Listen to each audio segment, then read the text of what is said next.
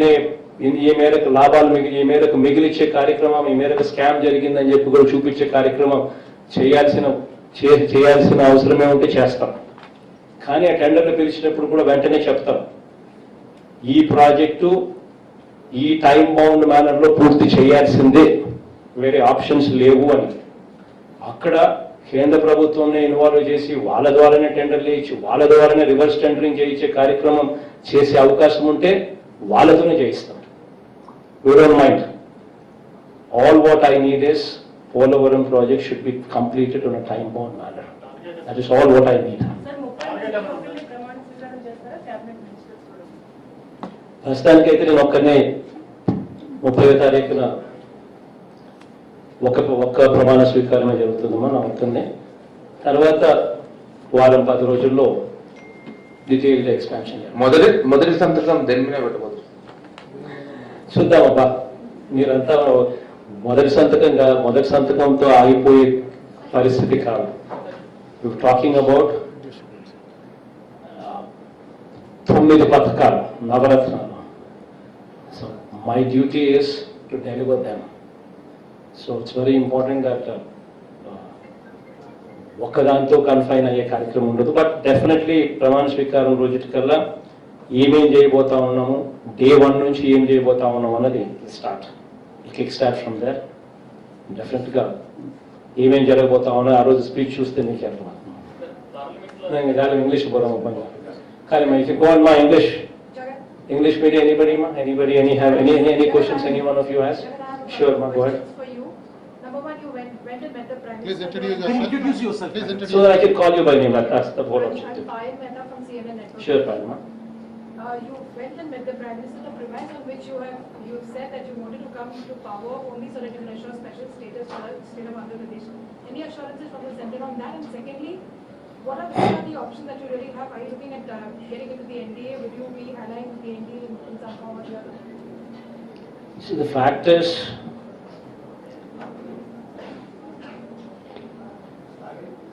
had these numbers been 250, what I prayed for literally, it would have been a wonderful moment for the states. A word what was given on the floor of the House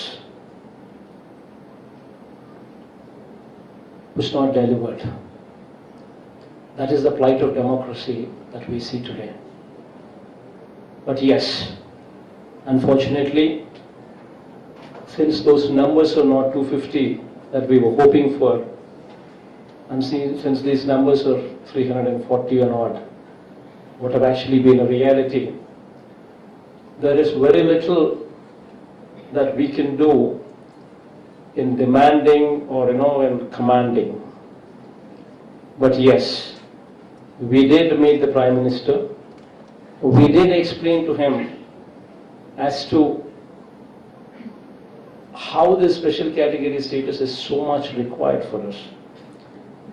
We did mention to him that it is so very important because it's the lifeline for us. We did explain to him the background of it. Other than that, we also explained to him the state's plight. Today the state debt burden is so phenomenally high.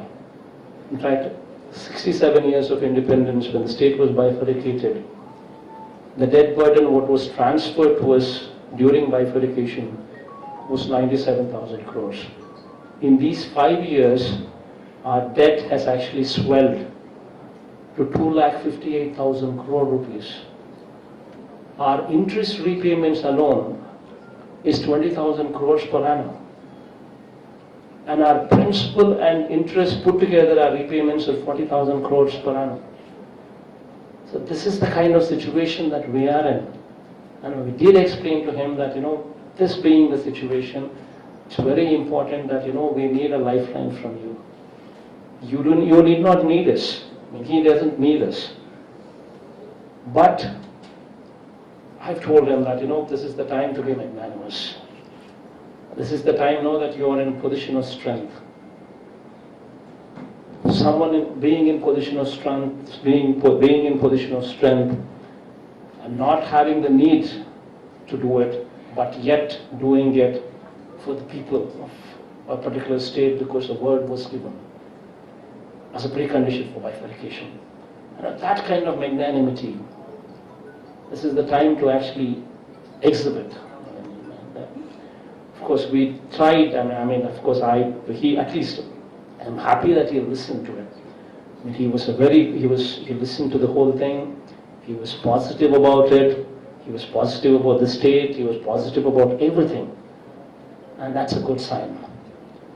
But from here, we're just hoping that, things would come out positively in our direction. So we're just hoping that things would emerge in our direction in a positive way. But one thing I can assuredly say, so this is the first meeting with the Prime Minister today, and God's grace, God willing, I'll probably be meeting the Prime Minister maybe another 30 times or 40 times or 50 times, whatever God permits me to do over these 5 years. Every time I go meet him, I will definitely make it a point to remind him of special category status, to remind him that this was a word given on the floor of the Parliament. And we're not going to just let go of it.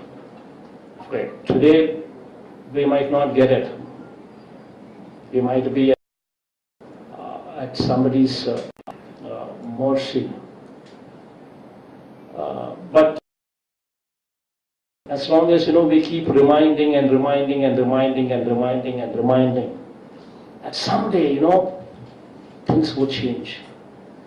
And that someday we would have a situation where it would become a reality.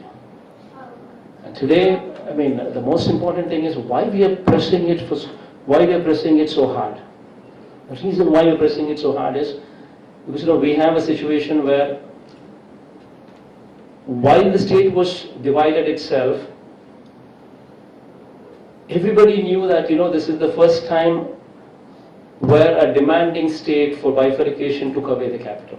Never in the history of this country a situation like this took place where a state demanding bifurcation took the capital. This is the first time it so happened, and that is Andhra Pradesh. And never is there a case where, as a precondition for bifurcation, the Parliament approved special category status and then bifurcated the state. And never so it has ever happened in these situations that you ever found a state like this, where, our people, our students, our youngsters who graduate, they have no place to go for a job. We cannot compete with Hyderabad, we cannot compete with Bangalore, we cannot compete with Chennai. So until and unless something special is given, until and unless, we have 100% IT exemption, what actually comes with special category status, until unless we have 100% GST, what actually comes with special category status. Only these kind of incentives would motivate somebody to come and set up hospitals, hotels, industry, IT. Only then these kind of things would come. So this is very important for our youngsters to actually to find a job. Where do we go for jobs? But at the same time, these numbers are put the central government at a big advantage and depriving us of the advantage what otherwise we would have expected from a hung parliament. Are you denying? I think we'll give them. Sir, this